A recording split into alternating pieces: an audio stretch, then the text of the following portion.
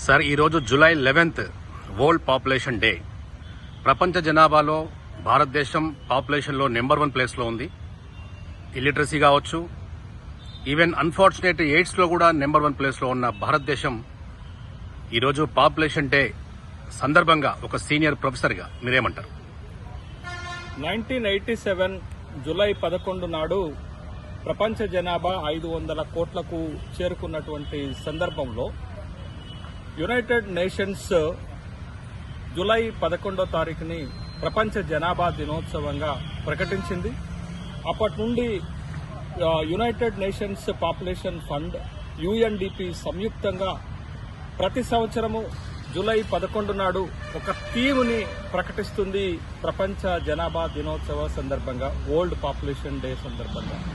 ఈసారి కూడా వాళ్ళు ఇచ్చినటువంటి థీమ్ ఎవరిని వదిలిపెట్టకండి, ప్రతి ఒక్కరిని లెక్కించండి అనేటటువంటి ఒక థీమ్ తోటి ప్రస్తుతం 2024 జూలై 11 ప్రపంచ జనాభా దినోత్సవాన్ని జరుపుకుంటున్నాం. అంటే ప్రతి వ్యక్తిని వదిలిపెట్టకుండా లెక్కించటం అనేది అది ప్రభుత్వాల, ప్రపంచం యొక్క బాధ్యతగా గుర్తించాలి. ప్రతి వ్యక్తికి కనీస సౌకర్యాలు అందజేయాలనేటటువంటి ఒక థీమ్ని ఇవాళ ఐక్యరాజ్య సమితి తీసుకున్నటువంటి సందర్భం ఉన్నది. అయితే ఇవాళ ప్రపంచ జనాభా పోకడ గాని, మరి ముఖ్యంగా భారతదేశంలో జనాభా పెరుగుదల జరుగుతున్నటువంటి తీరును గాని చూస్తే కొంత ఆందోళన కలిగించేటటువంటి విషయంగానే జరుగుతుంది. అటు ప్రపంచంలోనూ ఇటు భారతదేశంలోనూ జనాభా విస్ఫోటనం జరుగుతుంది. జనాభా శీఘ్రంగా పెరుగుతుంది. ఆ శీఘ్రంగా పెరిగేటటువంటి జనాభా అనేక సమస్యలను సృష్టిస్తుంది అనేటటువంటి విషయాన్ని మనకు తెలుసు.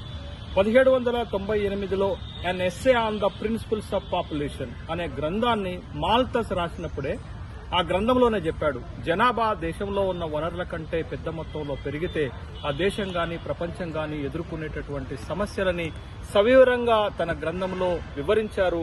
మాల్తస్ అనేటటువంటి ఆర్థికవేత్త ఈ జనాభా పెరుగుదలని ఎలా నియంత్రించాలో చెప్పాడు. జనాభా పెరుగుదల వల్ల వచ్చేటటువంటి సమస్యలేంటో కూడా తన గ్రంథంలో సవివరంగా వివరించినటువంటి సందర్భాన్ని మనం చూశాం. అయితే ఇప్పుడు ప్రస్తుతం ప్రపంచ జనాభా 800 కోట్లకు చేరుకున్నది. 2050 నాటికి 9.7 బిలియన్లకు చేరుకునేటటువంటి అవకాశం ఉంది. అంటే 1000 కోట్ల జనాభాకు చేరుకునేటటువంటి అవకాశం ఉన్నటువంటి నేపథ్యంలో ఇటీవలనే ఐక్యరాజ్య సమితి ఒక ప్రకటన చేసింది. ఆ ప్రకటన సందర్భం ఏంటి అని అంటే, భారతదేశ జనాభా ప్రపంచంలోనే అత్యధిక జనాభా కలిగినటువంటి దేశంగా భారతదేశం ముందుకొచ్చింది. 144 కోట్ల జనాభాతోటి highest populous country in the world గా భారతదేశం ఆవిర్భవించినటువంటి సందర్భం ఉంది. మనం చైనాను అధిగమించి ఇవాళ జనాభాలో అత్యధిక జనాభా కలిగినటువంటి దేశంగా ఇవాళ ప్రపంచంలో నిలబడింది భారతదేశం. చైనా జనాభా 142 కోట్లకు పరిమితమైతే భారతదేశ జనాభా 144 కోట్లకు చేరుకుందనేటటువంటిది. అయితే ఇంత పెద్ద ఎత్తున పెరుగుతున్నటువంటి జనాభా వల్ల ప్రధానంగా ఎదురయ్యేటటువంటి సమస్యలు పేదరికం, నిరుద్యోగం, ధరల పెరుగుదల, అసమానతలు వస్తాయి, పర్యావరణ సమస్యలు దెబ్బతింటాయి, స్త్రీ పురుషుల మధ్య అసమానతలు ఎదురయ్యేటటువంటి అవకాశాలుంటాయి. ఇట్లాంటి సమస్యలతో పాటు ప్రభుత్వాలు పెరుగుతున్నటువంటి జనాభాకి కావలసినటువంటి కనీస సదుపాయాలు, మౌలిక సదుపాయాలు కూడా కల్పించలేనటువంటి స్థితికి వెళ్లిపోతాం. కాబట్టి జనాభా పెరుగుదలను నియంత్రించడానికి ప్రభుత్వం చేస్తున్నటువంటి ప్రయత్నాలు ఒకవైపు అయితే, ప్రజల సహకారం కూడా చాలా ముఖ్యమైనటువంటి విషయం. ఇవాళ చైనాలో ఎప్పుడో 100 కోట్ల జనాభా దాటినటువంటి చైనాలో జనాభా పెరుగుదల రేటు తక్కువగా ఉంటుంది. కానీ భారతదేశంలో జనాభానే ఎక్కువనే, జనాభా పెరుగుదల రేటు ఎక్కువగా ఉండటం వల్ల చైనాని ఎప్పుడో 2045కి అధిగమించాల్సినటువంటి భారతదేశం 2024కే చైనాను అధిగమించి ప్రపంచంలో నెంబర్ 1 దేశంగా మిగిలిపోవటానికి ప్రధాన కారణం దేశంలో జననాల రేటు ఎక్కువగా ఉంది, మరణాల రేటు తక్కువగా ఉంది.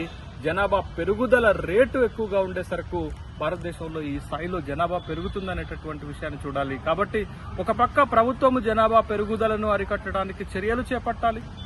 ప్రభుత్వం తీసుకునేటటువంటి చర్యలతో పాటు ప్రభుత్వము స్వచ్ఛందంగా ప్రజలు కూడా స్వచ్ఛందంగా సహకరించినప్పుడే ఇది సాధ్యమవుతుందనేటటువంటి విషయాన్ని చూడాలి. ఇవాళ ప్రపంచానికి ఉన్న సమస్య, భారతదేశానికి ఉన్న సమస్య జనాభా పెరుగుదల అనేటటువంటి విషయాన్ని మనం గమనించాల్సినటువంటి అవసరం ఉంది. వరల్డ్ పాపులేషన్ డేస్ ని జరుపుకోవటం కాదు, వరల్డ్ పాపులేషన్ డే సందర్భంగా మనం తీసుకున్నటువంటి నిర్ణయాలకు కట్టుబడి అటు ప్రభుత్వాలు పనిచేయాలా, ఇటు ప్రజలు కూడా సహకరించాల్సినటువంటి అవసరం ఉంది.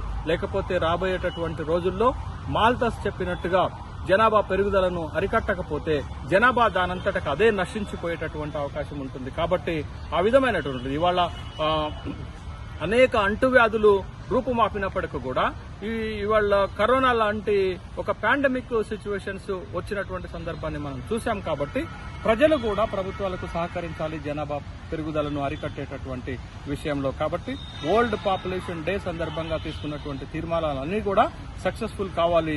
ప్రపంచ పర్యావరణం పరిరక్షించబడాలి, ప్రపంచ జనాభా పెరుగుదల తగ్గాలి, ప్రపంచంలో ఉన్నటువంటి జనాభాకు కావాల్సిన మౌలిక సదుపాయాలు, కనీస సదుపాయాలు అందుబాటులోకి రావాలని కోరుకుందాం.